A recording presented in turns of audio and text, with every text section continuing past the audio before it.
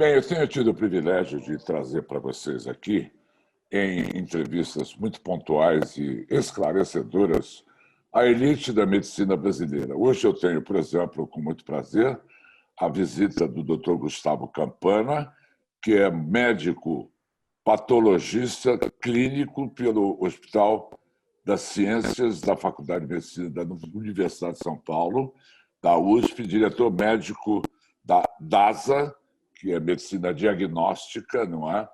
E eu agradeço muito a sua presença, porque nós temos aqui algumas questões que eu tenho certeza que, através das suas respostas, teremos um entendimento melhor. Tudo bem, doutor Gustavo? Tudo bem, Amaury. Eu que agradeço pela oportunidade. É um prazer. Como é que está enfrentando essa pandemia? Tem sido uma luta difícil, viu, Amaury?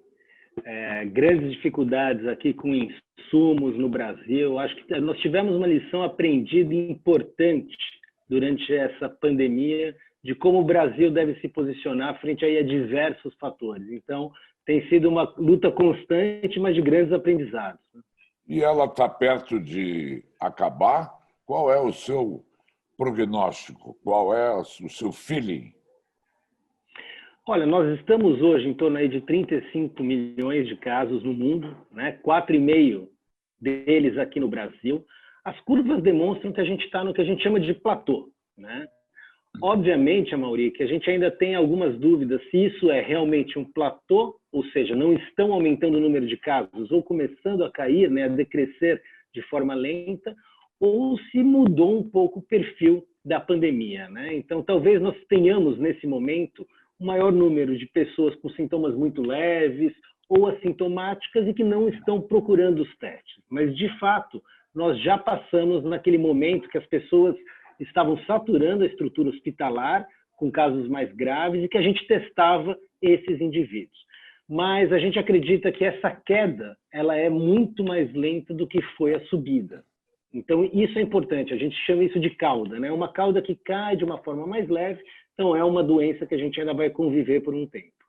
Agora, existe uma, eu não diria desinformação, mas existe uma confusão na cabeça até de pessoas esclarecidas a respeito dos testes disponíveis e as diferenças desses testes. Em qual devemos confiar? Em qual não devemos confiar? Qual é o mais eficiente? Eu queria a sua palavra autorizada, doutor Gustavo, sobre testes disponíveis e suas diferenças. Ótimo. Esse é um tema que tem sido muito discutido e a gente nos coloca aí como responsáveis de levar informação técnica para a população como um todo. Nós podemos hoje classificar os testes para a COVID em dois grandes grupos. O primeiro grupo é aquele teste que faz o diagnóstico da doença. Ele diz se a pessoa está com o vírus ou não no organismo. E este teste é o PCR, aquele teste que nós fazemos uma coleta de amostra respiratória com o suave, aquele cotonete que vai no nariz e na garganta do paciente, fazemos um exame de biologia molecular, ou seja, procuramos material genético do vírus na secreção respiratória do paciente e, se encontrado, ele define indiretamente que a pessoa está com o vírus naquele momento. Então, esse é o teste diagnóstico, fala se a pessoa está com a COVID-19 ou não. Então, é o PCR, é o teste de escolha.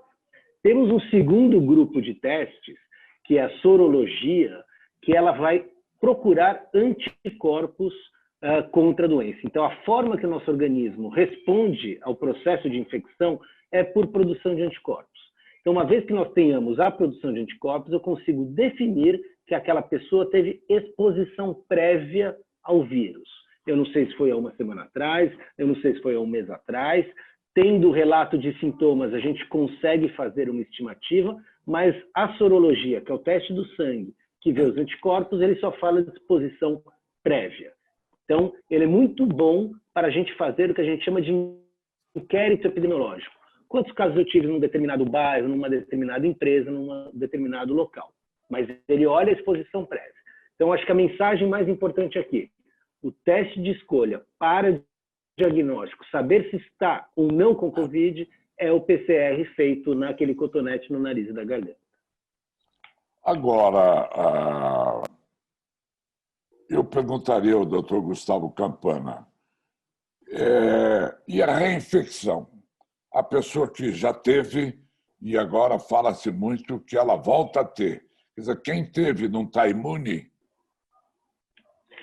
A gente costuma dizer que a imunidade contra esse vírus de quem já teve a doença, que a gente chama de imunidade adquirida, ela não está 100% esclarecida ainda pela comunidade científica. Nós acreditamos que tenha, sim, um certo grau de imunidade, pelo que a gente tem visto do comportamento da pandemia em diferentes regiões, mas nós não sabemos ainda qual é o grau dessa imunidade e por quanto tempo ela perdura. Nas doenças infecciosas, Amaury, existe uma variação. O sarampo, por exemplo, uma vez você teve sarampo, você está protegido para o resto da vida. Outras doenças podem ser alguns meses ou alguns anos. Então, na Covid-19, a gente ainda não sabe por quanto tempo. Existem já algumas evidências, poucas, sobre a tal da reinfecção. E quais são essas evidências?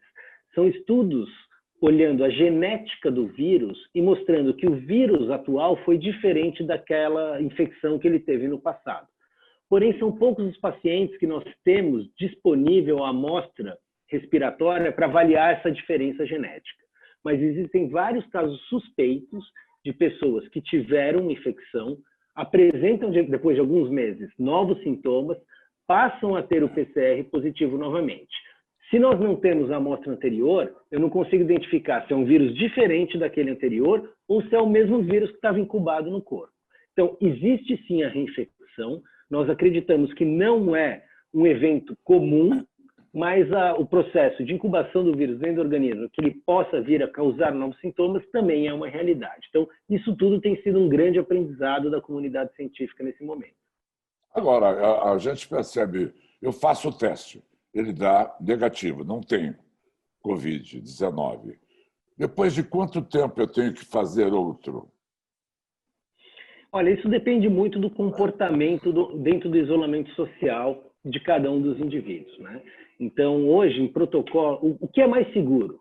Numa retomada de uma empresa, numa retomada de um clube de esportes, é a gente testar a partir do momento que aquelas pessoas passam a estar em conjunto e sempre monitorar pacientes sintomáticos. O que é mais seguro na retomada? Qualquer pessoa que tenha qualquer tipo de sintoma, de síndrome gripal, dor de cabeça, coriza, tosse, espirros, dor no corpo, que ela não vai trabalhar, que ela não saia do isolamento e que realize o teste. E aí, estando positivo, o ideal é fazermos uma avaliação dos contactantes. Quem foram as pessoas que estiveram próximas dela? E a partir daí é monitoramento de sintomas. Existem protocolos super diferentes pelo mundo, não existe uma regra de quanto tempo a gente tem que testar, mas ele tem que ser muito com base no comportamento de cada indivíduo, quanto ele tem que se expor e expor outras pessoas dentro do trabalho ou de uma atividade esportiva. Agora, doutor Gustavo Campana, outra coisa que a gente gostaria de deixar o público bem a par é a questão da vacina, que são múltiplas vacinas que estão aí em teste, mas eu gostaria que a sua palavra fosse da vacina no Brasil. Qual é a perspectiva real na sua avaliação? Eu acho que temos um primeiro ponto na questão de vacina, Amaury, que nunca nós tivemos tanto esforço das mais diferentes indústrias farmacêuticas e laboratórios para conseguir desenvolver uma vacina, obviamente, dado o momento de pandemia que nós estamos. Então, acho que isso é super válido e super importante nesse momento. Não é uma corrida para quem tem a primeira vacina. É uma corrida para que a gente garanta a cobertura vacinal do máximo possível da população global. Então, eu não acredito que nós teremos uma única vacina disponível e dando cobertura ao mundo todo. Nós temos que ter vários produtos que vão ter seus desempenhos diferentes, suas formas de aplicação diferentes, mas que na soma deles vão garantir essa segurança para a população global.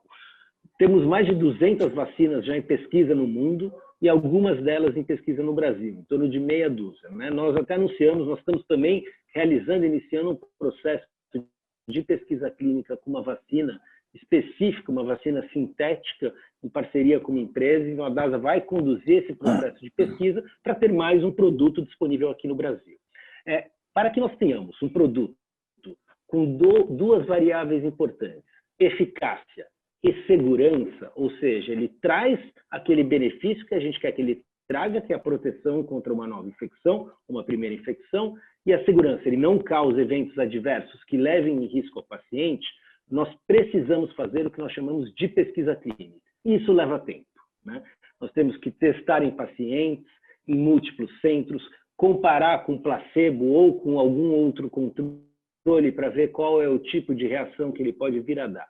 Essas pesquisas estão já sendo conduzidas em fases diferentes. É difícil a gente dizer, mas eu acredito que é algo para aí, o meio do ano que vem a gente começar a ter vacinas disponíveis, para mais ao final do ano, início de 2022, ter isso como uma vacinação em massa. Mas eu acho que o mais importante aqui é garantir o rigor técnico da pesquisa clínica. Temos que aguardar e rezar. Essa é a minha aposta. Temos que aguardar, temos que manter exatamente, mas manter a disciplina das orientações. Usar máscara quando estiver em um local aberto, em contato com outras pessoas, a higiene das mãos, o mapeamento de sintomas, super importante. Qualquer tipo de sintoma, não saia de casa, procure seu médico. Mas a gente vai ter em breve uma vacina disponível, tomara que mais de uma, porque vai ser importante para a gente garantir a cobertura vacinal da população, e aí a gente vai conseguir tratar essa retomada de uma maneira mais forte, mais incisiva. Agora, para encerrar, doutor Gustavo, como médico patologista clínico pelo Hospital das Clínicas da USP, né, como diretor médico da DASA, quais são as suas recomendações, de recomendação nunca demais, porque me parece que algumas pessoas já não estão dando muita bola para o perigo do Covid-19. Aglomerações, festas irregulares e outros procedimentos que colocam em risco a segurança do Brasil.